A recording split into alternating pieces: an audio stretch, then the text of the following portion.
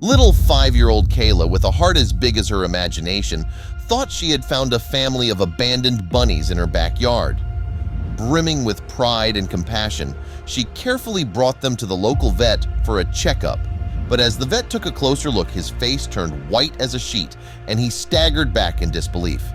He started screaming to his assistant that she needed to call animal control now. Kayla knew she had seen something moving in the bushes.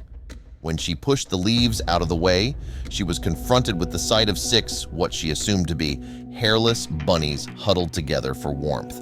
Her parents had told her so many times that they did not want pets or other animals in the house. So Kayla decided that if she wanted to help these poor bunnies, she would have to do it in secret. She looked back at her house through the bushes. She knew that her father Sebastian would not be home from work for at least a couple of hours, and her mother Erica was cooking dinner in the kitchen. This was her best chance. She wanted to get these animals into her warm bed, and then she would work the rest of her plans out from there. They were something heavier than she expected, and Kayla was also surprised. They did not jump away like other bunnies would normally do. She had also not seen any bunnies that were bald either. There must be either something wrong with them. They did not have big teeth, big ears, or strong hind legs. Kayla started to be more and more convinced that she was dealing with baby animals of some sort. But she had no idea what animals exactly, and even worse, she had no idea how to take care of them now. Kayla decided that she needed her mother's help. And so with tears in her eyes, she ran downstairs and started explaining everything to her mother, Erica.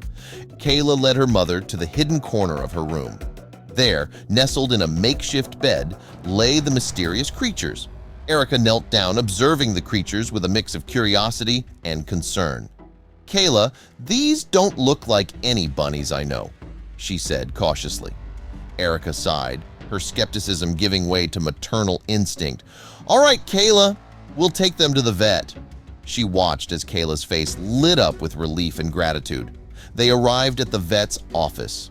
The waiting room was abuzz with activity. People with their pets glanced over, trying to sneak a peek. Finally, their names were called. In the examination room, the vet gently lifted the creatures out of the box. Kayla and Erica watched, their hearts in their throats, as he began his thorough examination. He prodded gently, murmuring to himself, his experienced eyes scanning over each animal.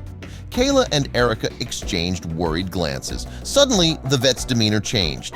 His eyes widened and he took a step back, a look of disbelief washing over his face.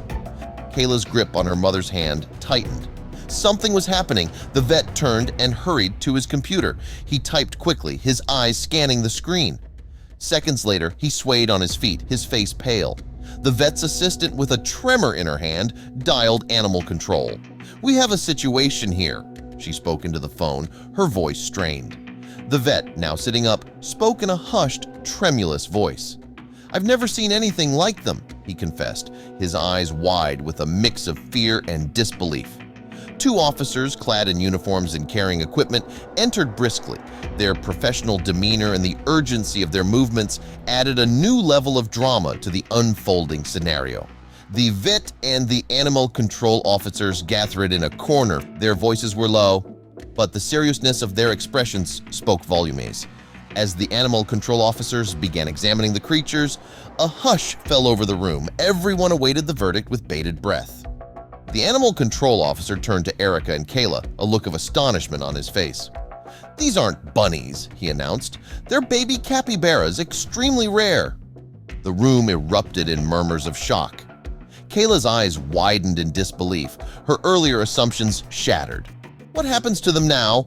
Erica asked, her voice tinged with worry. The animal control officer assured them the capybaras would be cared for, but the uncertainty of their future lingered in the air. The idea that someone had illegally transported these vulnerable animals added a grave dimension to their discovery. The animal control officer assured Erica and Kayla, "We'll take good care of them." He explained how the capybaras would be placed in a specialized rehabilitation facility. Over the following weeks, Kayla and Erica kept close tabs on the capybara's progress. They visited the rehabilitation center, watching the creatures grow and thrive. Each visit strengthened the bond between mother and daughter, their shared experience bringing them closer. They found joy in each small step the capybaras took towards returning to the wild.